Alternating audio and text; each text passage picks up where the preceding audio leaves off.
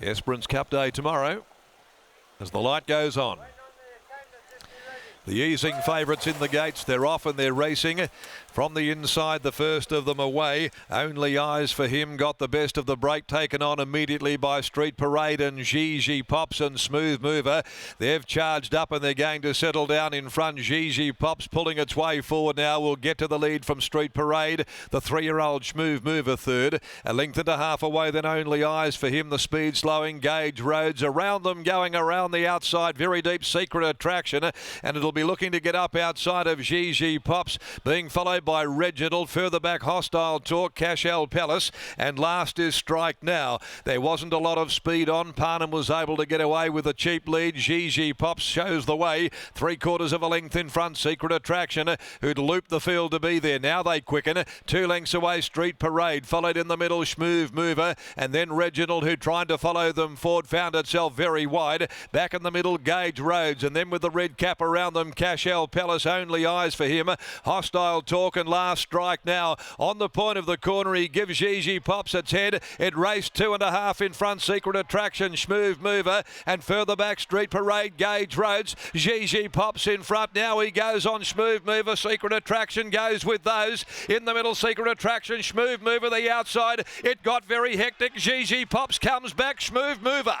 I thought in a very, very busy finish it was Smooth Mover and no Gigi Pops. Secret Attraction was the meat in the sandwich in a very crammed finish. Right behind them, Gauge Roads, Hostile Talk, Only Eyes for Him, followed by Cashel Palace, Street Parade, Strike Now, and back at long last, Reginald.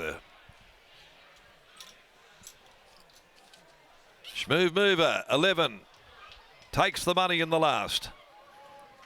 Chris Parnham on board.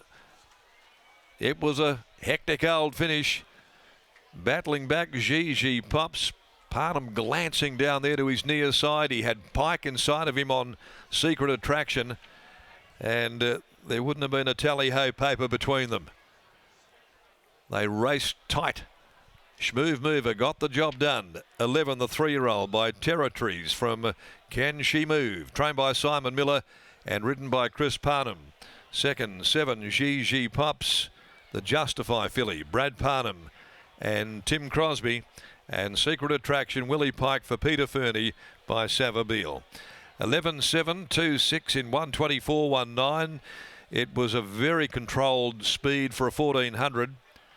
It was a half a head ahead the margins, and they did brush a bit of boot leather there. Pike, Chris Parnham rolling around. Pike didn't get a lot of room, and he had to keep bustling and hip and shoulder his way through, and they had a bit of a conversation with each other at the finish, all three.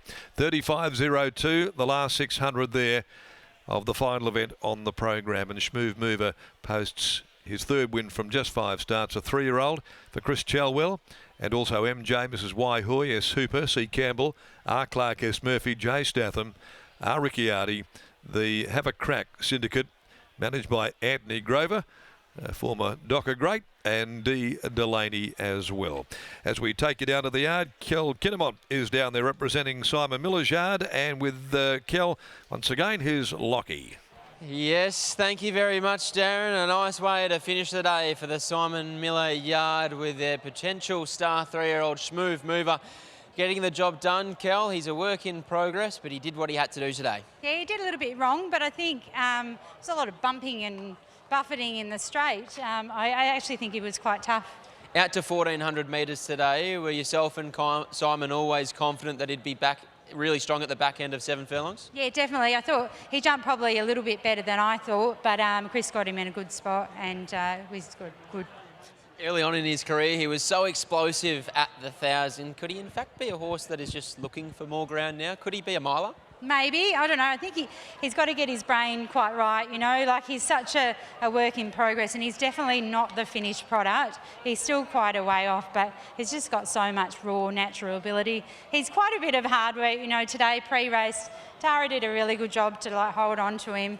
You know, but we love him. In your opinion, is he the type of horse that needs racing to work it all out, or do you feel like he'll benefit with a break and the next time in he'll be a more furnished type? Yeah, well, that's probably up to Simon, but possibly a break might sort of made the penny drop a little bit more, but yeah, he's a natural talent. At least he got the job done. Well done. Thanks, Log. There's Kelly Kinnamont. She breathes a sigh of relief because they just know how good this horse goes, and he's such an exciting type, which I cannot wait to potentially see at a mile in time. Well, he wins here, first time to the 1400 metres. Chris Parnham joins us now. Chris, it was a race there where he was in the breeze for a little while, then he was 1-1, and then halfway up the straight, it was sort of horses everywhere. Yeah, probably landed at the spot too far close early, but then he ended up getting a bit of cover passing a half mile, which was good. He's still a work in progress, this horse. Like, he's far from the finished product, so I think with the benefit of a spell and next preparation, you'll see an even better horse. Got tight there last 50 metres between the three of you boys. Yeah, seemed like the leader was hanging off, and we just brushed for a couple of strides, but all's well that ends well. Congratulations, well done. Thanks. There's Chris Parnham rounding out what has been a terrific day of racing here at Ascot as a winner, and SHMOOV MOOVA, the really exciting galloper out of Simon Miller's yard, gets the job done. As Kelly and Chris touched upon, he still does a few things wrong, but he did what he had to do when it mattered most. He certainly did. I'm thinking here today that he is one of the more impressive winners there. It's a very small margin, but I think if you watch that race really closely, that last few strides, you can see the three horses almost bump each other. It's almost like a simultaneous sort of chain reaction from inside to outside. GG pops the inner. In the centre was Secret Attraction, the outside SHMOOV MOOVA. You can see there with about 2 strides to go, he actually loses quite a bit of momentum, has to be straightened. He sort of loses a little bit of his action as well. I think he's a really, really good horse, but as we saw pre-race, as we saw post-race, he's a menace. He certainly is. So Simon Miller, Kelly and the rest of the team have their work cut out to get this horse showing his best ability come race day, but it's been a great day of racing here at Ascot, Scott. Twain's Angel, she just continues to find a way to get the job done. She certainly does. She's a winner, but I thought that Jake Casey's comments were really interesting in terms of those mares and fillies. If there are to be any fillies that join that lineup, maybe even like a Cashel Palace there. Yep. She ran today. Maybe she could go on to that 1400 metre event in a fortnight's time. But the interesting part is if Twain's Angel doesn't go, in number, it probably dwindles again. In quality, it dwindles.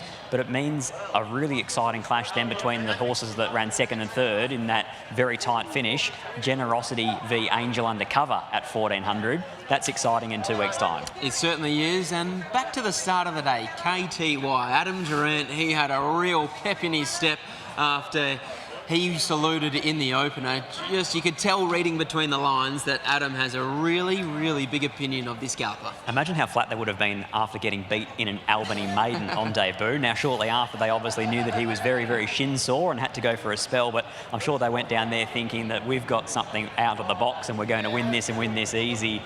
In the end, Lockie, I think also one of the highlights, just to lead us into the next few days, the form through Stormageddon really held up. So he's going to be awfully popular tomorrow in the Esperance Cup. He already is. I think he opened up 180 at 185 and he's into about 165. Clint Johnston Porter heading down for a near-on full book on a Sunday afternoon. I think that'll keep me busy on the couch. Absolutely. That's what I'll be tuning in for as well. But that's all we have time for here at Ascot. Thank you once again for joining us on Racing WA TV. It's goodbye from us.